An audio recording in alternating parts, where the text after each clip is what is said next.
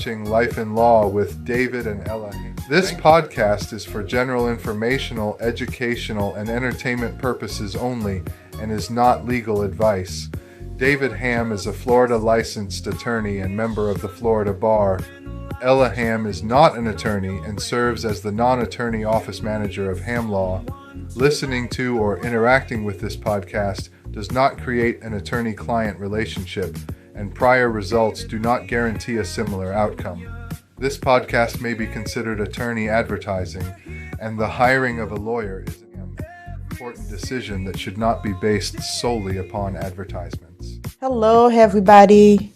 How everybody's doing today? This is Ella Marie Ham. I'm coming to you guys from the law offices of David Liam Jr., PA, and today is our third episode. And we are so grateful and happy that we have so many people give us feedback. We really appreciate it. Can you believe it is our third show? Absolutely. And I agree that the outpouring has been really wonderful of feedback and encouragement. We really appreciate it and we thank you. Hello. Today we have decided to change the location of our show. So we want to have it where you can see the bridges of Jacksonville. If you can zoom in and you can see all of the bridges and the tower of Jacksonville. And we're trying to find us the place. So we appreciate the fact that we have so many offices where we can choose one. I think this one, what do you think, David, is our permanent, right? Well, if you go back and check out each of the previous episodes, you're going to see that we're giving you a taste of many of the different spots within our law office. So this particular office is one that we're quite proud of, and the view, obviously we love it. So that's one of the great privileges of our office, I believe, is the view that we have each and every day. Awesome. So the first question is, what inspired you to become a criminal attorney, defense attorney, sorry?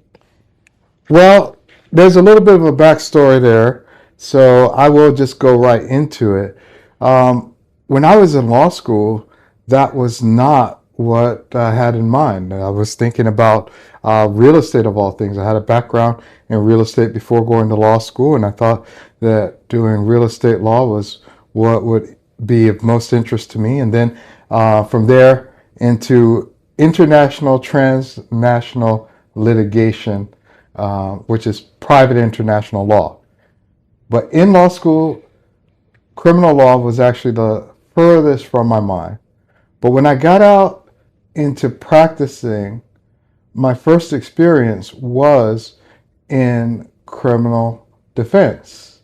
And even in law school, I had gotten an award from a program I completed in Moscow, Russia, on international human rights law, which was given by a very renowned criminal defense attorney.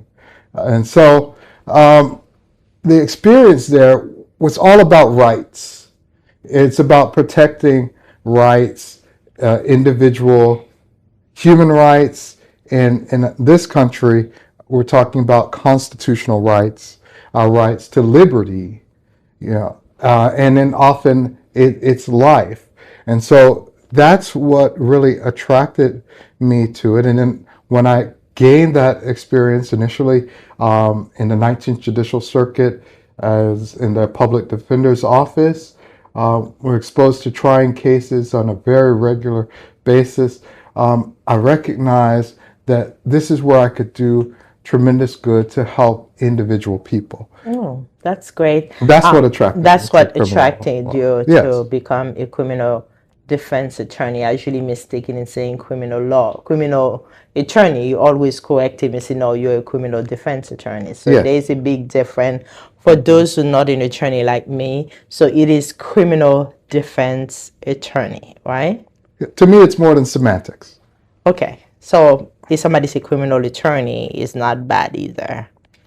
It not necessarily, but the adjective followed by the noun. No, so now But we're it's not having as a good as grammar. criminal defense We're having attorney. grammar's English Yes. lesson right now. Yes. So that's not the point. So let's talk about the next question. The person asked, "What are some of the most common misconception people have about the criminal justice system?"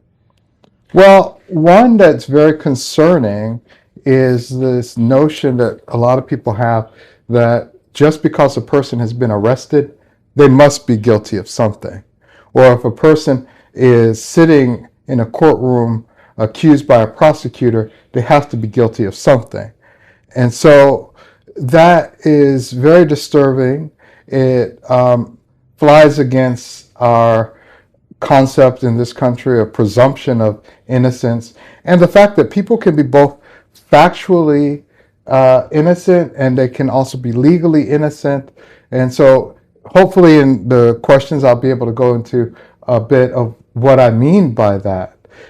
Sometimes a person may have completed the facts which might establish an offense, but they are not legally guilty due to some other reason. So when we talk about defenses, we get into whether there is excuse, whether there's justification, or circumstances that would take them out of the realm of guilt, even though the facts might have completed a particular act. So there's a method to defending these cases. I agree.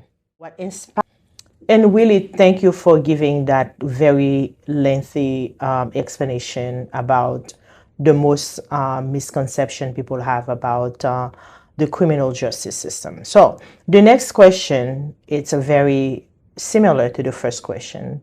So it's stating that when someone is arrested, what are the first three things you should tell them to protect their right? Well, whether it's an arrest or merely an encounter with law enforcement, you need to be aware of your rights and aware of what's going on. I would give these three pieces of advice. First of all, you have to survive the encounter. So you need to remain calm and respectful and survive the encounter. Secondly, if there are questions that law enforcement's asking, invoke your right. You have that right to remain silent. You have the right not to answer. And you should expressly state that you're invoking your right and leave it at that. Finally, you want to ask for an attorney. In this country, you have the right to legal representation when law enforcement is going to question or interrogate you. So invoke those rights clearly. You don't have to be disrespectful to do that. Do not accept a challenge to prove your innocence, which is often presented to you that way in the course of an interview or what have you, because under the heat of the moment, statements that are made in fear, confusion, or tension often will end up turned against you at a later point in time. So the safest course of action, remain calm, be respectful, invoke your right to silence, and inform that you wish to have your attorney. The main reason we tell people that, especially when you get to the jail, and then we go to the jail a lot, you and I, we visit people at the jail.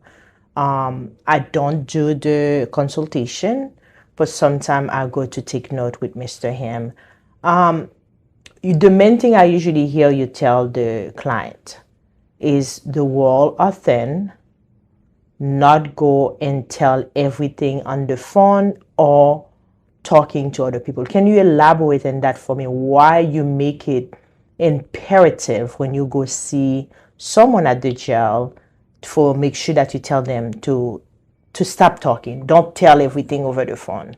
This is something that the general public may not know, but I think it's becoming more and more prevalent. People are learning that jailhouses and police stations are basically giant listening devices. Exactly. They record everything that's said, and it really doesn't really matter where you are in the jailhouse, or whether you're making a telephone call, and now they have these iPads and you're making a video conference. Those are materials that the state, if you're in state custody, or the federal government, if you're being held by the federal government, that the government can Use those. well, they can first of all scrutinize it, investigate, and then make whatever use of it that they see fit. So when those words come back to haunt you, don't be surprised. So my advice is always to not speak to anyone other than your attorney. Now, the conversations with your attorney are protected. They are not supposed to be monitored. They're not supposed to be recorded. And so that's the only time that you can have those conversations that are free and complete. But secrecy in criminal cases and criminal investigations is paramount importance. And, it's a right that's been in the Constitution for a long time, and it's for a reason that it was, the part of our Bill of Rights. One thing, okay, I see happen lately because of social media. I see people committed crime in social media. When I say committed crime, like they're about to do something or they're doing something they know that is illegal. They do it anyway, and then they televise it for millions of people to see. Can you please elaborate a little bit about that? How hard it is for you to defend somebody who televised their crime like that? We're living in an overshare society these days where while people have a right to remain silent, they're often, foregoing that because they are so accustomed and conditioned to sharing everything and oversharing, publicizing and putting your life on display as if, you are a They think life is a superstar, movie. movie star, what have you. And, that may not be the case before, but then it may end up happening afterwards. And that would be all for the wrong reasons, right? You don't want notoriety for the wrong reason here. But let me ask you a question while you're in there. Well, I wasn't. Oh, wasn't sorry about finished with that. Go So, ahead. even if you are a famous person or Yes. what have you, you need a certain degree of privacy, and especially if you're doing things that may be questionable. They may not necessarily be illegal at first thought. You may not realize that something's about to happen, but you don't want to put things on that can later be used against you. That's the bottom line. So That's what much I was gonna will say. later be used against you. So your social media footprint, the profile, etc., you should use as if everyone's going to see it, and that anyone can see it, and it may come back to haunt you. So be careful. Exercise that caution. But you didn't answer the question. How hard it is for you to defend someone like that then? Oh, well, your imagination can answer that question. So if there are facts now that are essentially volunteered, no one forced it out of you. Exactly. You volunteered it, and now it's essentially corroborated by the space, time, other observers, etc. How do you expect to be able to fight against that? And then those It makes my information job can nearly be impossible. edited as well. I mean, you don't know which one is being edited, which one is not being edited. And then with the use of AI, all of those things as an attorney, you're fighting against all that. And now the person voluntarily, like you just mentioned, broadcasts Right. their crime. And then as an attorney, you have to find a way to dissect, remove the noise in order for you to represent your client properly. Yeah, it's an obvious challenge, an obvious obstacle to deal with adverse facts, that's bad enough. But then when the accused is the person, enunciating and saying things against their own Broadcasting. interests, or what have you, it makes the job just that much harder. If you would like to give one piece of advice, or as a free consultation, if you may call it, to one of the listener who's listening right now, somebody who's listening right now, to avoid legal trouble and protect themselves, what will it be? Well, this is a little more complicated a question than it might seem. The name of this podcast is Life in Law.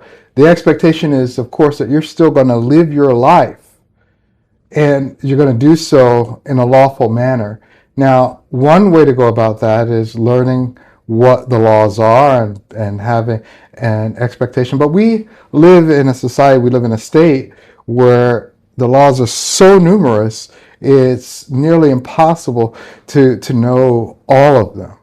But as a general principle, as a guiding principle, you should seek to do that which you know and understand to be right.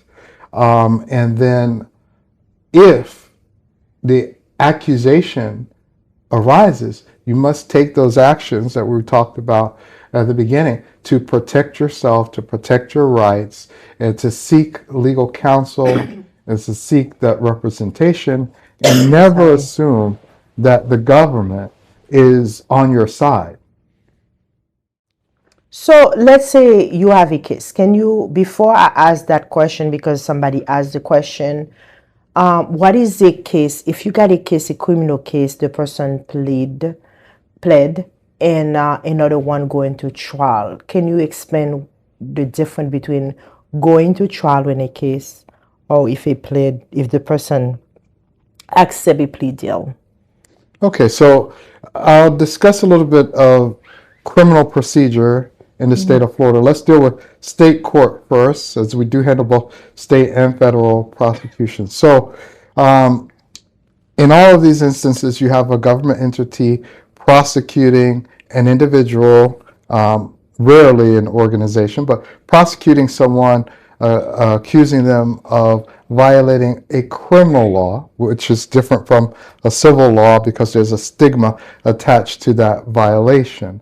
Now, if they've gone through that civil procedure, that civil process, to a point where the accused has decided to enter a plea of either no contest or guilty, we call that pleading to the charge.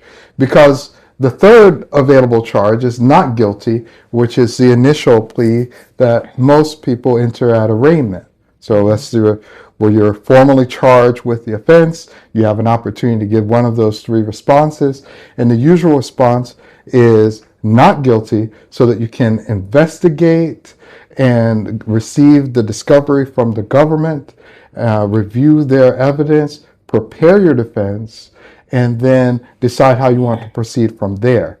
Now, something that gets often overlooked, and I do want to take this opportunity to give a little bit of a plug to David Ball and his rule out method of criminal defense, which is something that I find that I implement and utilize, is that here we have a system in which I talked a little bit about the presumption of innocence and the fact that it's the burden of the government to prove the case, which means proving every element of the allegations against the accused. And if they fail to do that, guess what happens? The person come out not guilty. They're not guilty of that offense. So that's something that in modern society gets overlooked and forgotten about these constitutional rights that we're defending here. And that you asked me the first question about why I'm a criminal defense attorney. It's really protecting those constitutional rights. And so now, to move forward and discuss trial and what is trial. Trial is holding the government's feet to the fire.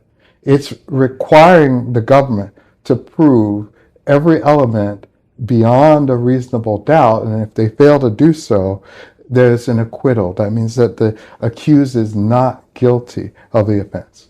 And so the successful outcomes for the accused would be either to get that full acquittal, which means that jeopardy has already attached, and because jeopardy attached, there'll be no retrying of it.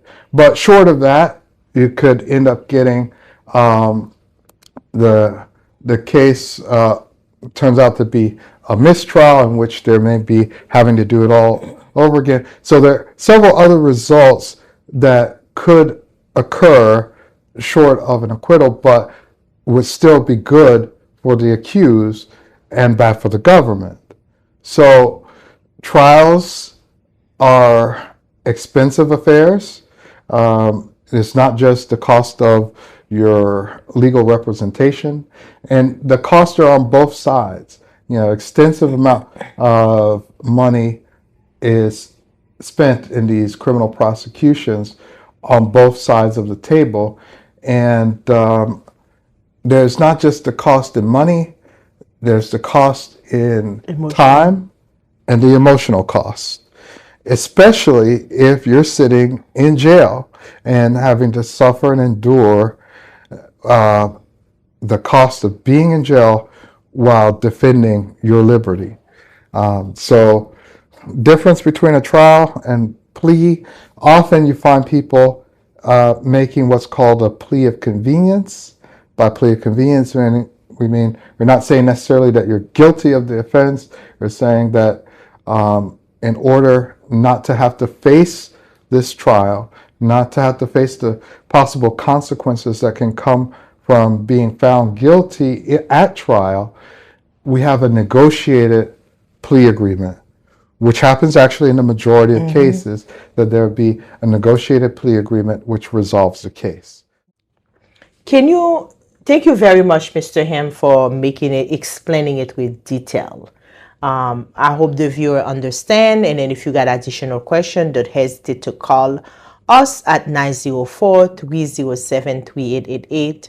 The number is on the bottom. You can always call us or check us on our website at hemlawfl.com. So, the next question, can you tell the viewer what are the consequences of having a felony?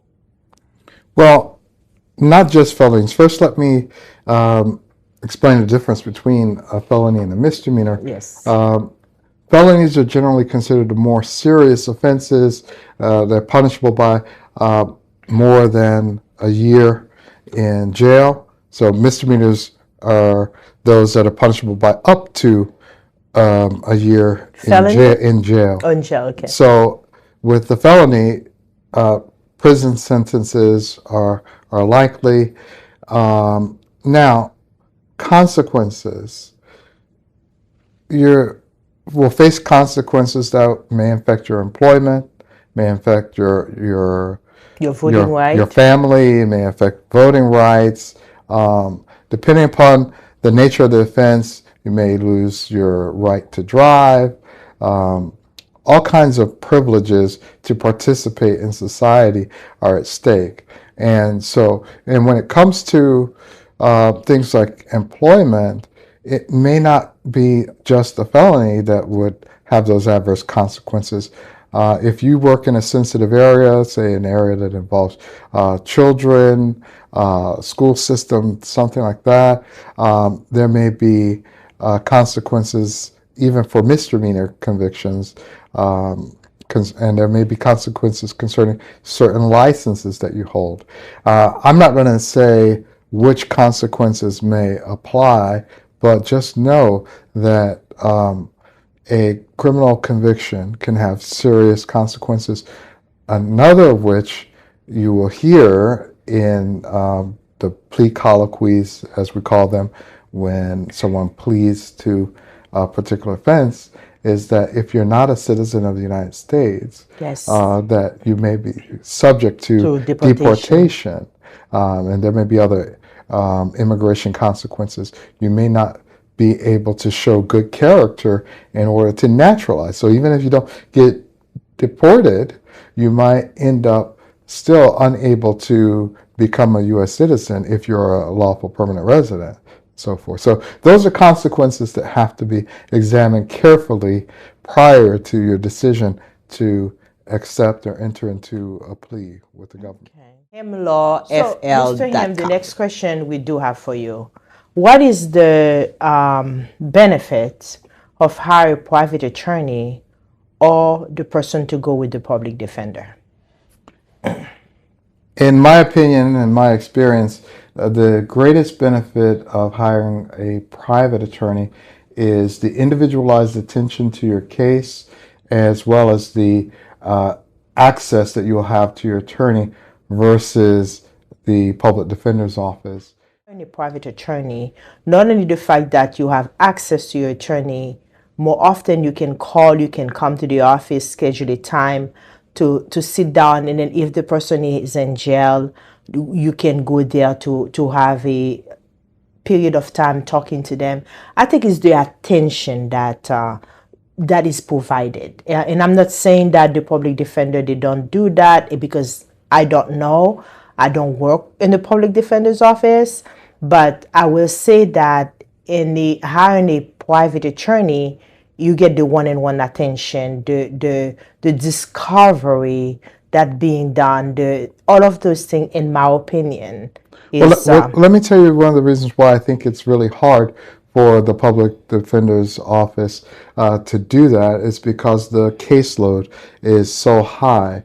We had extremely high caseloads when I was in the public defender's office, and it was challenging to meet with and spend that time in the jail with all of your clients, or if they were out to meet with them in the office, etc. It's just something that unfortunately, due to the resources or balancing of those resources, often does not happen. So there are likely other benefits as well of having your own private counsel, but for me, the main one is that access and individual attention. We are at the end of our show, so I do have a few questions people ask. They just want to know if it's legal or illegal. So it's just rapid fire question. Yes, rapid fire question. Okay, good. So we called somebody without their knowledge, legal or illegal? Generally illegal. Without their knowledge, it's illegal. Okay. We're calling somebody in public, legal or illegal? In public is generally legal, provided that the perspective is from a legal perspective as well. Okay. Using somebody's credit card without their knowledge, legal or illegal? Illegal. Open somebody's mail without their knowledge, legal or illegal? Illegal. Last, slapping somebody, legal or illegal? When you say slapping, what do you mean? Hitting somebody on the face, legal or illegal? So a battery is a touching or striking someone without their consent. So and it's not reasonable. So if you're engaging in unreasonable touching or striking of someone, even spitting on someone, that's battery.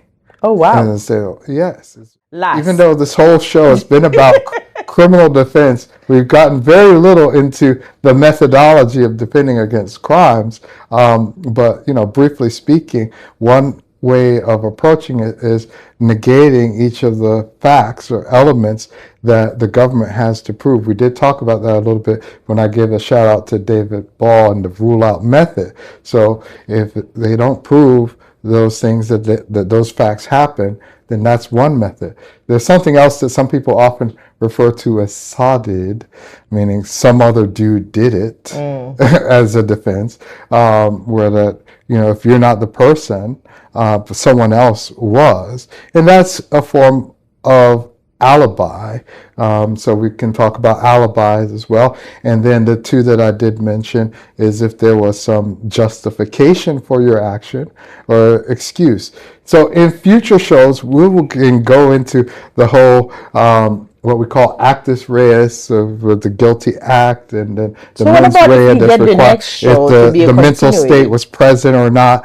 And that to me was part of the fun of becoming a criminal defense attorney, and it's part of the fun of engaging in criminal defense. I've done a lot of different things.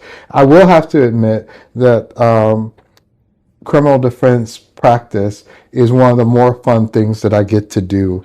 So the firm have a lot practice area. So which one you will say that Yes. is your favorite then? That's not fair. It's like trying to choose which is your favorite child. No, I'm not going to say that here on the show. You don't have a but favorite. I will say that I really do enjoy criminal defense as a practice. Okay. Which in law school I didn't think I was going to. I was thinking, no, I don't want to do that. But when I got out and got involved with it, I said, okay, this is fun. That's good. So what's going to be the next topic for the next episode? Do you want to continue with the criminal? Because there's a lot of I questions. believe that this would be that the it- appropriate time for us to get into personal injury a bit. So since we're yeah. in, to close out the month of June, we'll talk a bit about personal injury, and then we can go back around into some of the other Civil practice litigation, areas. Yeah, other civil litigation, et cetera. appellate law, what is an appeal, all of those things that need to be done. Yeah, or maybe our viewers might decide, why don't you tell us in your comments what it is that you think that we ought to cover next. But I think personal injury would be the best next thing to go into. Definitely we'll do that. Personal injury it is. So thank you very much for watching, guys. We appreciate you taking your time to sit down with us. Until next time, we look forward to seeing you.